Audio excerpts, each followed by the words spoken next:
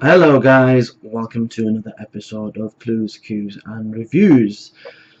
For those that are watching near and far, young and old, male, female, doesn't matter what religion, creed or background, you've come to another episode of Clues, Cues and Reviews, and today we're going to do a catch-up on Black Clover Anime. Okay, so I've been away for a while, I've been ill, not unlucky periods of time, just haven't got around to doing what I wanted to do, and while I'm in a period of time now where I should be okay to making more reviews and hopefully start catching up on things I really want to catch up on. But without further ado, let's get into the review. But before getting into that though, the way I'm going to do this is I'll block out each episode in little segments and then I'll give my overall thoughts at the end. So let's start off with episode number 4.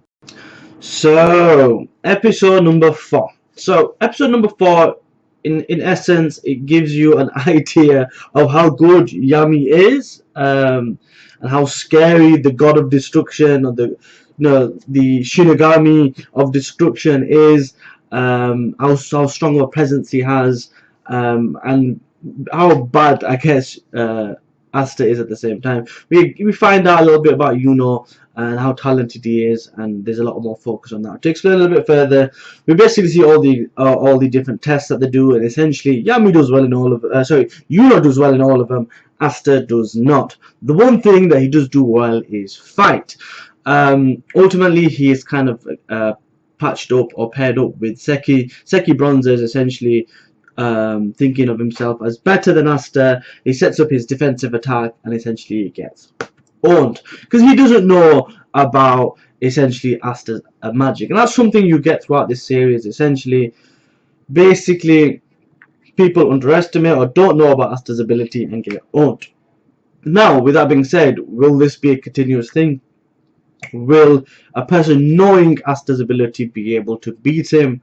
Ultimately, he's got the ultimate kryptonite for every magician, anti-magic, so it will be difficult, but that is the part of the character and the story that we want to see, the development of him. How is he going to overcome? Is he a one-trick pony? Is he going to develop more moves? Is he going to get more well-rounded, not having any magic? That all remains to be seen, but ultimately the best points of this is the fact that Asta does horrible at all the exams about the fighting. Yami does well at, I keep saying Yami, I mean Yuno. Yuno does well at everything, and we're introduced to my favorite character. Yami, the manly man, the man that can. Yami, Tsukihira, the captain of the Black Bulls. We also get to see Finral and Gordon, and we get a little bit of introduction to the fact that they're a bunch of misfits. And they're up to no good because they do so much trouble, damage, and the cost of the damage costs more than the actual mission. That being said, nice little chapter, slow paced, but we got to a nice little point at the end. Moving on to episode number 5. Episode 5, we carry on still with this exam. We get a bit of in-canon filler with other people fighting, and we get to see Yuno beat someone of noble blood. Now this is quite interesting because when you look at this story, it is all about person not necessarily from the most influential or affluential background, being able to persevere, be talented, have magic, and beat those they're not supposed to. And this is the kind of seed that's kind of been sown here with being talented from the boonies, supposedly. I say supposedly because he was orphaned. We don't know his background. We don't really know who his parents are, and there could be more to his talent than the fact that he was just born with it. He could be from some royal family. We don't know that. But it is to perpetuate that message that you don't have to be from royal blood to be powerful in this world. But at the same time, there's a stigma that the people of these higher bloodlines, normal bloodlines, look down on people not of that bloodline. So that's the important thing. Essentially, Yuno's been doing good the whole test, and every single captain puts their hands up, and every single captain wants him. He chooses the Golden Dawn. The Golden Dawn is a #1 crew, or magic order kind of squad of magicians in this empire, this Clover Kingdom, and he feels that this is the best way to get closer to being the Sorcerer Emperor, the Wizard King. The current captain is supposed to be the closest, but then again, every other captain is supposed to be of that level as well. He's just supposed to be the closest. Then we see the whole thing with Asta. Nobody picks Asta, but at the end, Yami jumps down, shows his presence, and basically tests the resolve of Asta. By doing so, Asta, even under that immense pressure, the power, the manliness that is Yami, he basically says, I'm still going to be the guy, I'm still going to be the Wizard of Emperor, I'm going to be the Sorcerer's Emperor, I'm going to be the king.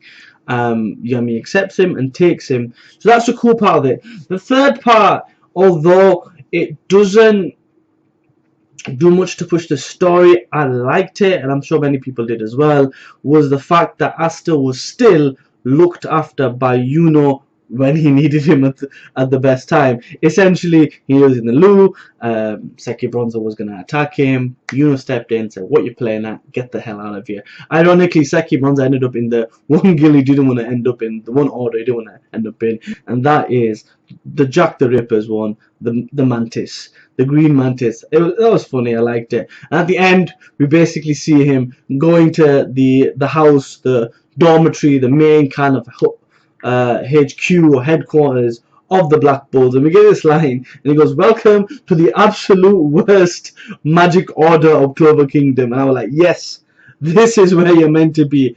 We have Yuno, who's going to the #1 crew, and we have Asta going to the worst crew, #9. So it's kind of like a completely different path both people are taking. Where they end up, nobody knows other than the people that read the manga and the creator of the story. That being said, let's move on to episode number 6. Episode 6, there's a few different things that happen here. A lot of it is quite linear, a lot of it is focused around Asta, so we will talk on that. But the first thing I want to talk about is Yuno meeting Klaus. Klaus being a member of the Golden Dawn, kind of thinking to himself, or thinking out loud, what was, the captain thinking, a person from the boonies. Again, that same thing, that perpetuation of, people that are from lesser families, or, from the countrysides, the lesser people, and they kind of look down on. So the one thing that I wanted to kind of take from that, other than the other stigmata and the elitism and stuff like that, is you earn your keep. Nothing is given to you, nothing is granted just because all the captains pick their hands for you. You still have to earn your keep. I like that message, because ultimately, even though Yuno is this talented guy, he's still being told, listen, you need to pull your weight and improve yourself here. I like that. Anyway, back to the whole Asta situation. So Asta, at the end of the last episode, gets blown away as he's trying to introduce himself. He tries again, no one really listens, and then we've got like the Misfits really in action. We see the whole crew there. We're told there's other members, but these are the core members of the Black Bulls at the moment. We see that Bang Swing is fighting with Voltaire, and we see that everyone else is doing their own thing. What I like about this is every character's quirk is more or less shown. Gordon is very quiet, you can barely hear him. Gouch is essentially a sister lover, and he'll kill anybody that looks at his sister in the wrong way. You've got Magnus Swing, that's the misfit kind of delinquent. You've got Luke Voltaire, who's basically a lover of fighting. Charmy loves food. We don't really know much about the big fella at the back. I can't forget his name. And then we have Vanessa, who's a boozer. So essentially, we get introduced to everybody else. We're introduced Finral and Gordon again. But they love their captain, even though he's like, quiet, shut up, and they get scared of him. Then we get this kind of initiation to get the robe situation. For the most part, from Magnus' point of view, he was just messing with him and seeing what it was. But essentially, what it did show was Asta to the crew, and it also showed Yami more of Asta. So what I liked about this whole segment was the breakdown of the technique. So Magna throws his exploding fireball, and the narrator explains the thought process, or lack thereof, in Asta's case. That look, if he does a swipe, this happens.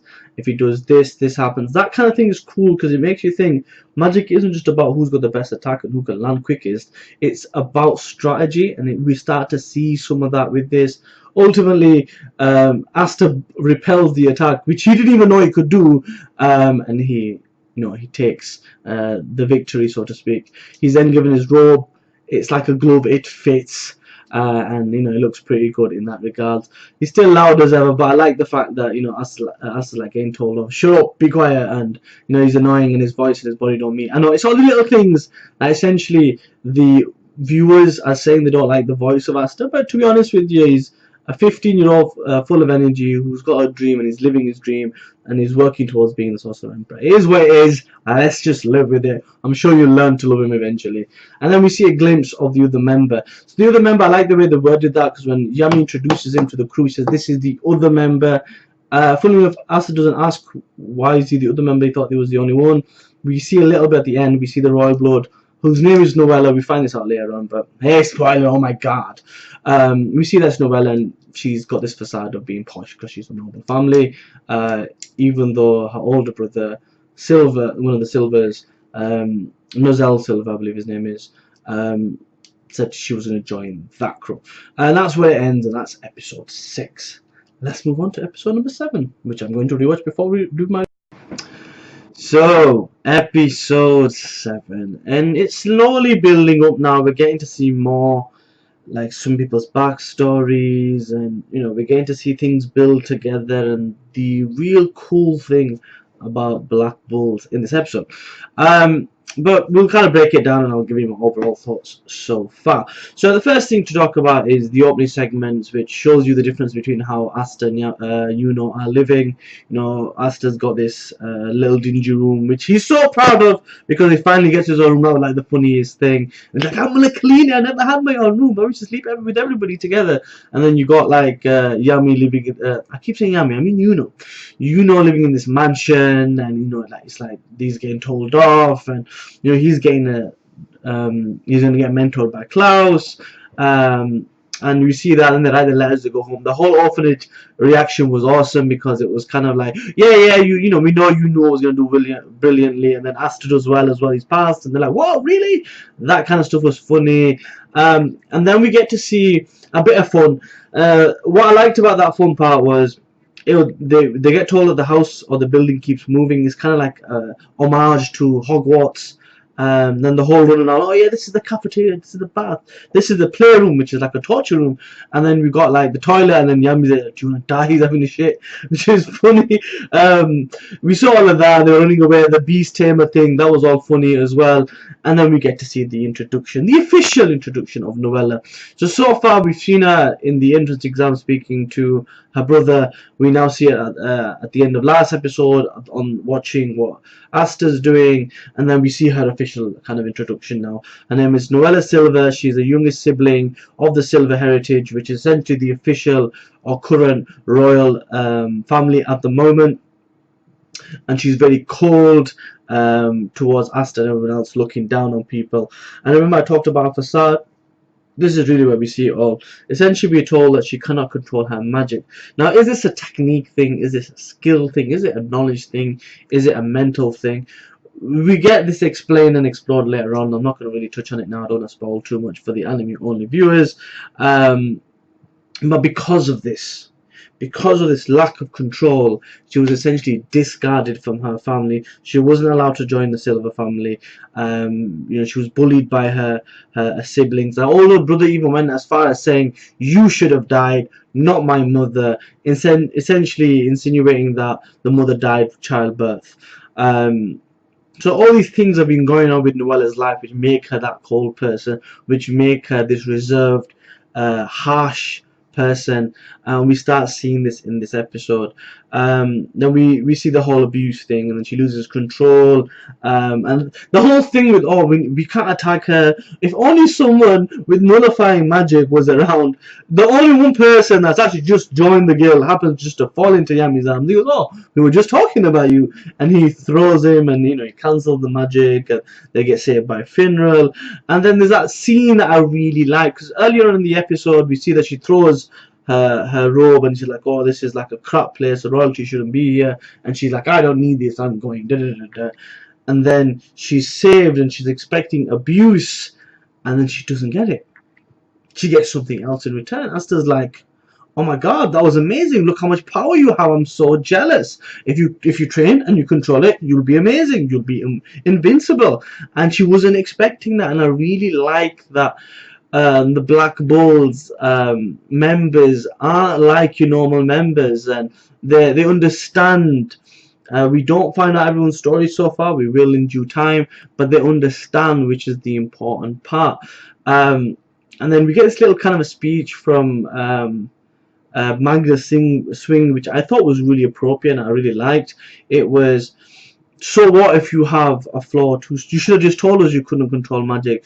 You might be a royal failure, but we're all failures here. We're a group of failures, a group of misfits that have basically been thrown away from society. We're not supposed to be in any magic order, but Yami's found them. He's found the talent inside him and he's brought them together. And it's like a real, like it's like a family. And I really like that. I like the idea that they understand that, you know, we can be flawed individuals, yet we can be friends, family, and be happy. And I like that because aside from this manga, if you think about it from a real life world, as individuals, as beings, as humans, as mammals, or whatever you want to say, personalities, good, bad, somewhere in between, we are all flawed individuals.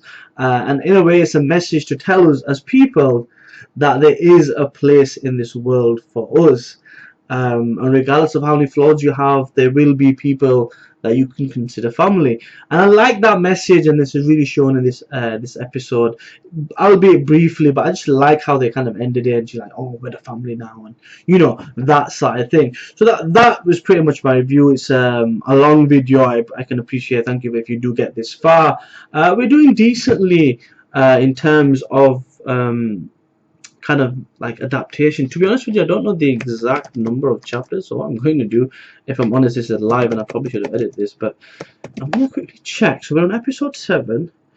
I want to just compare this to what we currently have.